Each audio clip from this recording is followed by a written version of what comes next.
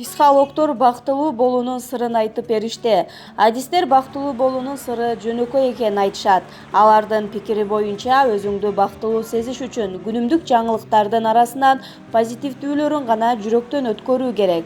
Бактылуу болуу деген эмне? Социалдык тармактардын таасири жана эмне үчүн эйфория адамды бакытка ар дайым бөлөй албай тургандыгын РИА Новости агенттигине психологтор айтып беришти. Бактылуу болуу деген эмне? Ар бир күнү позитивдүү жагдайларга концентрация ала билүү адамдардын канчалык деңгээлде бактылуу экенин анықтайт. Мындай пикирди психолог Ольга Даниленко айтат. Бактылуу сезимдин жаралышына бир гана сырткы факторлор таасир этпейт.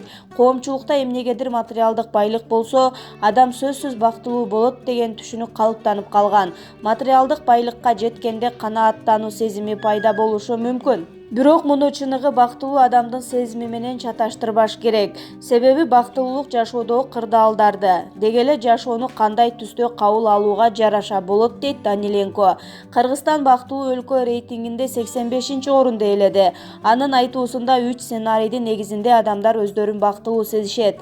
Биринчи учурда адам өзүнүн ички дүйнөсүн, каалоосун жашоодон рахат алууга багыттайт. Экинчи учурда жумушта ийгиликтерге жетишүү, жеке долбоорлорду ишке ашыруу же өзүн бирөөгө арнаганда бактылуу сезишет. Мисалы, биз көз алдыбызда балабыздын чоңоюп жатканына абдан кубанабыз, дейт адис. Үчүнчү учурда өзгөчө талантым бар деп эсептеген адамдар өздөрүн бактылуу сезишет. Бактылуулук эмне экенин эч ким билбей турган учурда сөздүн этимологиясы ар качан жардамга келет. Адам өзүн толук кандуу бактылуу сезиш үчүн бир нерсе жетишпей турушу ыктымал. Ошол бир нерсе ар кимдин каалоосунун ар түрдүүлүгүнө байланыштуу, деп билдирет үй бүлөлүк психолог Ирина Абухова. Бир нерсеге жетүү үчүн эмне жетишпей жатканын аныктап, аны моюндаш керек. Бактылуулук сүйүү сыяктуу эле кайраттуулук менен эрдикти талап кылат. Ошондуктан жан дүйнөгө эмне жетишпей жатканын моюндап, ага жетүүгө каалоо пайда болушу керек.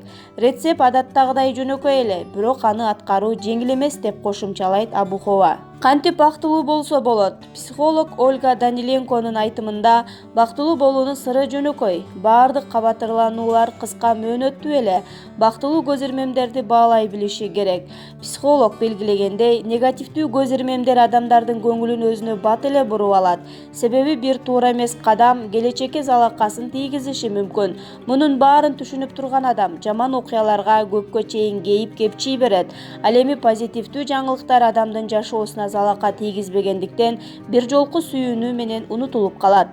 Бактылуу болуш үчүн жашоодогу баардык кичине чоң жакшылыктарга кубана билүү керек. Жаңылыктардын арасынан позитивдүүсүн көрө билген адам бактылуу.